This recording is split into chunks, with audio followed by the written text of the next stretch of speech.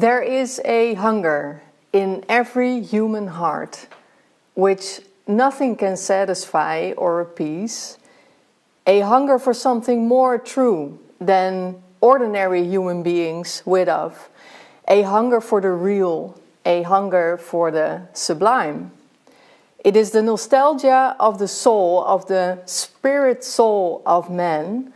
The source of this longing is the homesickness brought about by the soul memory of our spiritual abode, whence we came and towards which we are now on our return journey. It is the nostalgia of the soul, of the spirit soul in man. The cause of that longing is the homesickness that flows from the soul's memory of our spiritual home, from where we came and to which we are now returning. And so we start this afternoon with a beautiful text by Dr. de Perrucker, the fourth leader of our organization. For is it not that hunger and nostalgia in our souls, as he says, that brings us to this afternoon's lecture, and in any case makes us search and continue the search for truth? Welcome, everyone, to this lecture on selfless love. First, some practical points. We are, of course, doing this digitally. The lecture has 3 parts, each of which lasts approximately 20 minutes, and all parts are followed by a short break of 3 minutes, during which you can ask your questions via chat or via the email address that is displayed. Questions can be sent in throughout the lecture, by the way. And we then proceed to answering the questions before the next part of the lecture starts. As always, we will close this afternoon, this lecture, with an invocation, a call to our heart, an inspiring text to meditate on and ponder. So do send in your questions, but I would also like to ask you to send in your inspiration.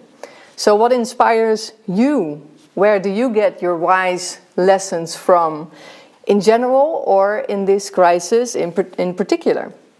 So maybe it's a nice text, or maybe someone's action of compassion, maybe an insight that you want to share with us.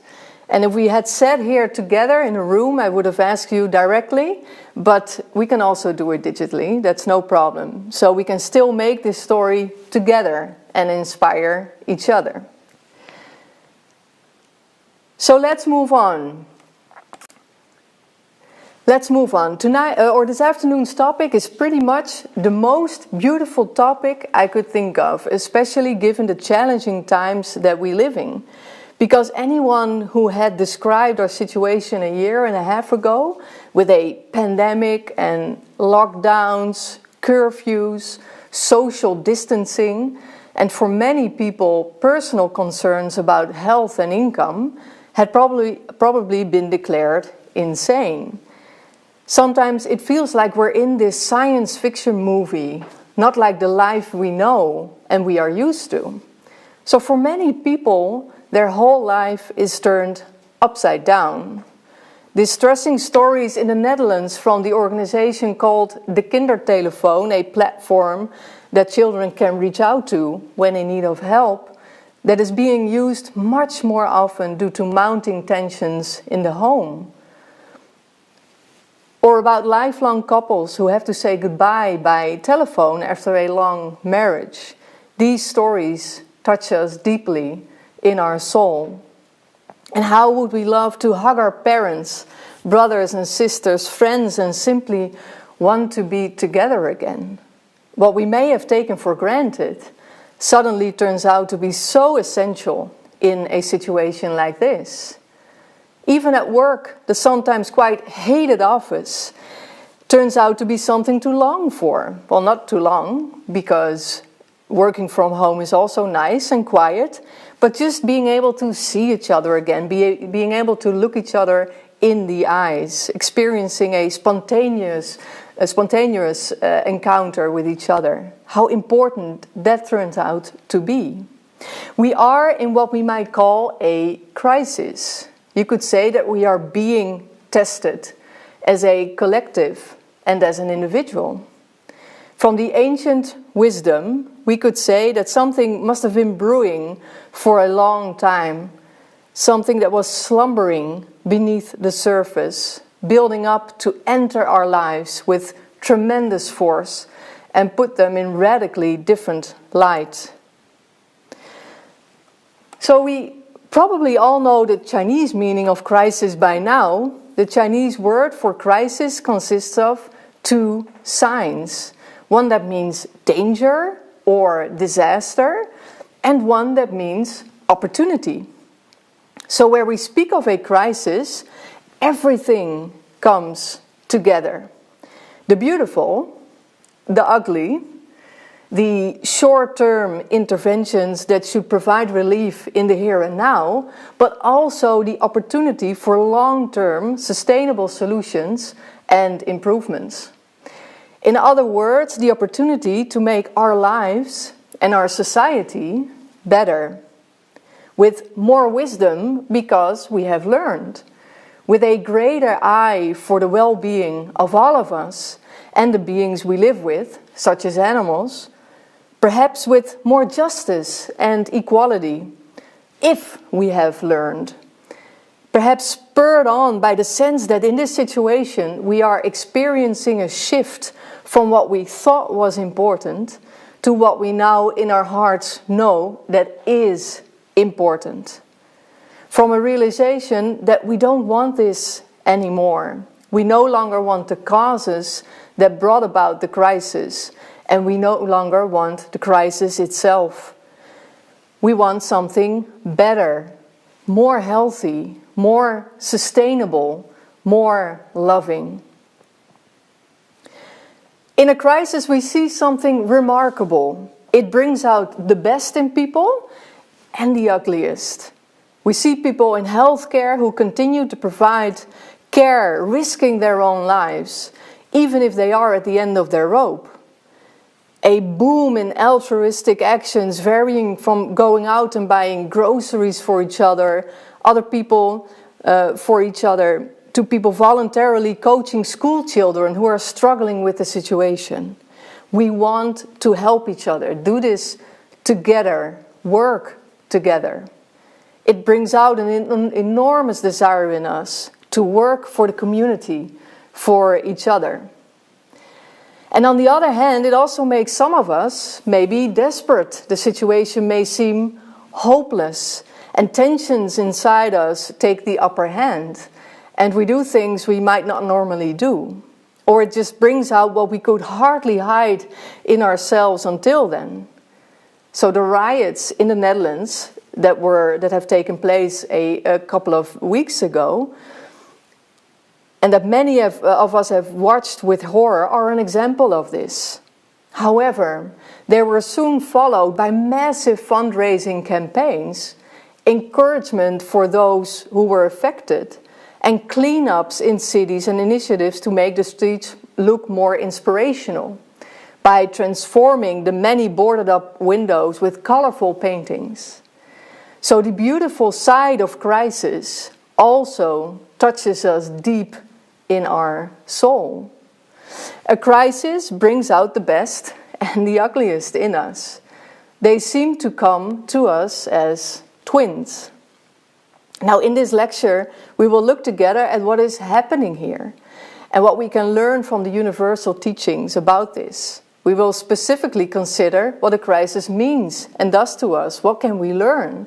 In addition to the worries, for many, the suffering they bring, how can we also experience crises as an opportunity? And how can we deal with that suffering? We thereby connect seamlessly with the lecture that has previously been given about karma.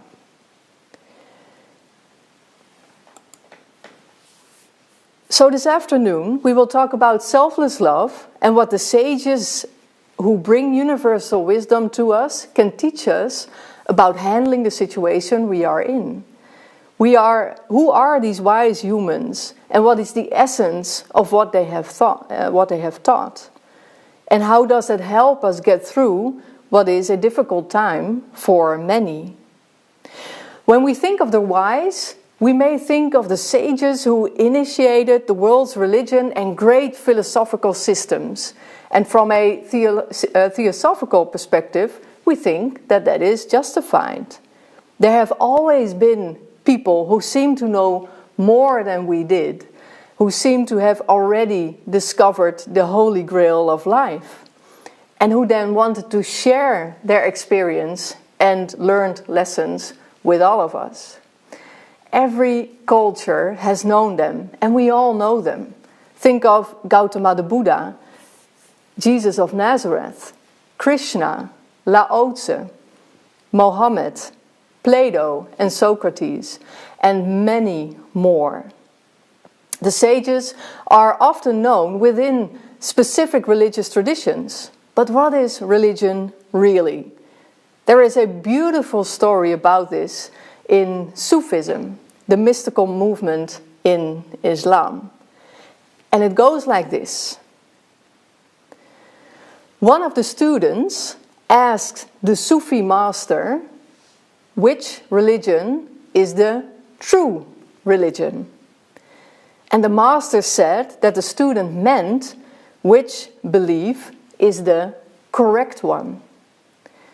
And the student answered confusedly that there was no difference. To which the master said, there is a big difference between religion and belief.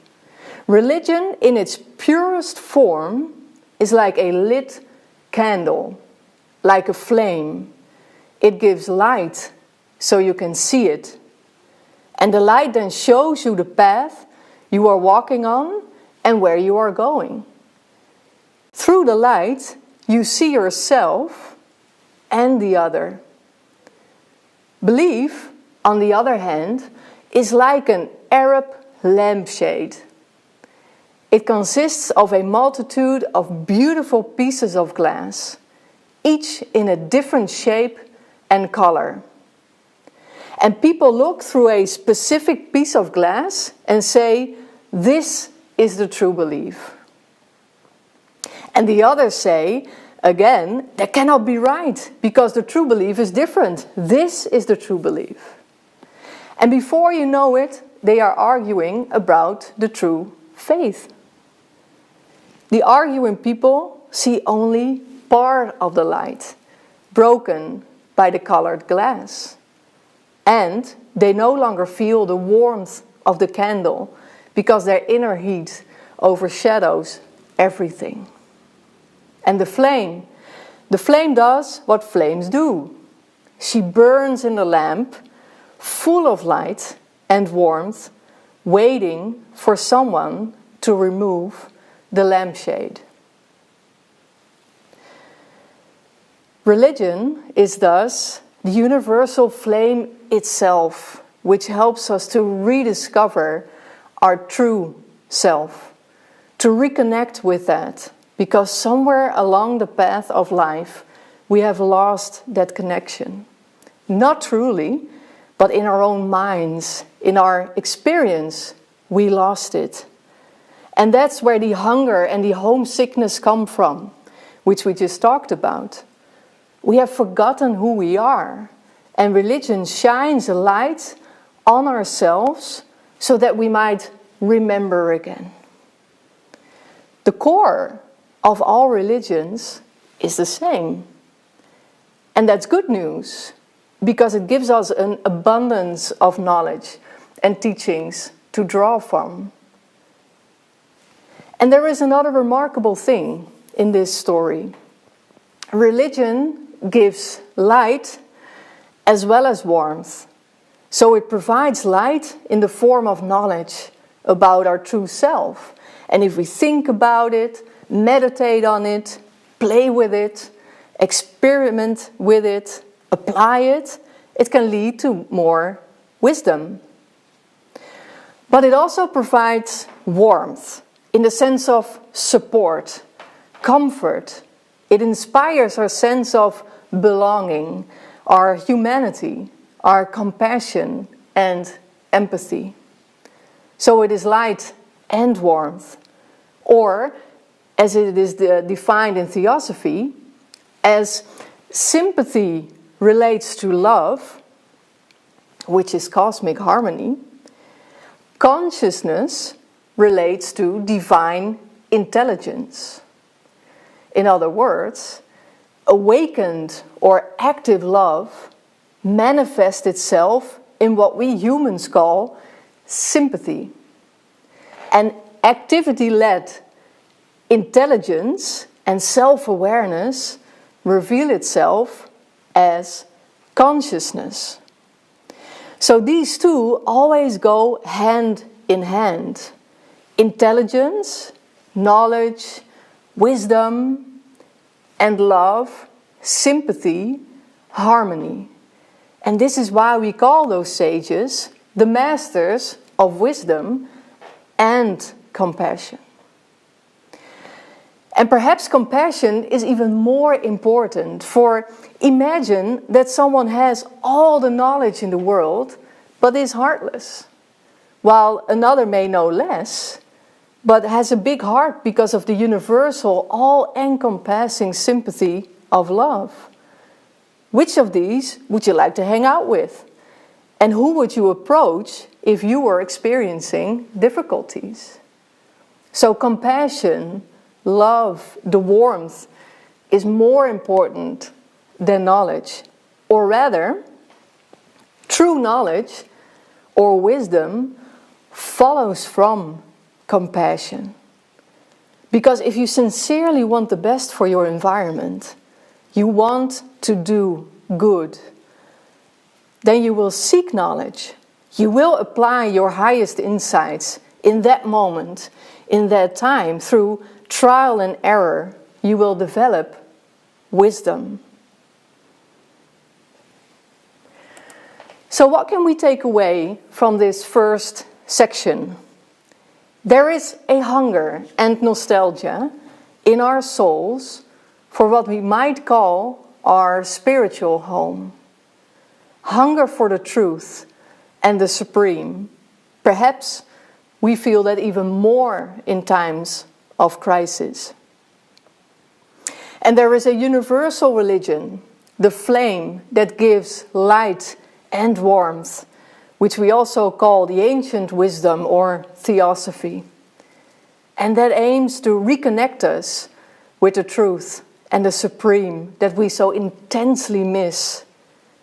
And perhaps that works best in times of crisis. More about that later on. We now take a 3-minute break in which you can ask questions or share your inspiration via email or chat. So we see you in 3 minutes, and then we will cover all your questions and insights. Till then.